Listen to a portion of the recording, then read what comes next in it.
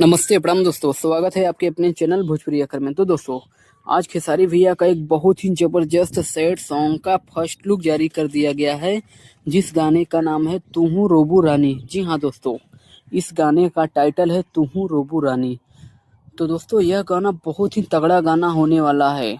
तो चलिए दोस्तों, जानते हैं कि इस गाने को कब और किस चैनल पर रिलीज किया जाएगा। तो दोस्तों, वीडियो को पूरा जरूर देखें, और जो भी भाई हमारे चैनल को सब्सक्राइब नहीं किए तो भाई आप लोगों से एक रिक्वेस्ट है, चैनल को सब्सक्राइब करना ना भूले। तो चलिए दोस्तों, वीडियो को शुरू करते हैं। दोस्तों, बात करें खेसारी भैया की सैड सॉन्ग की, जिस गाने का नाम है तू हूँ रोबू रानी।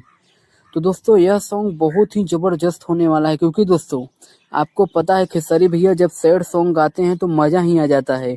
तो चलिए दोस्तों, जानते हैं कि सैड सॉन्ग को कब रिलीज किया जाएगा। तो दोस्तों, इस सैड सॉन्ग का अभी कंफर्म डेट नहीं आया है।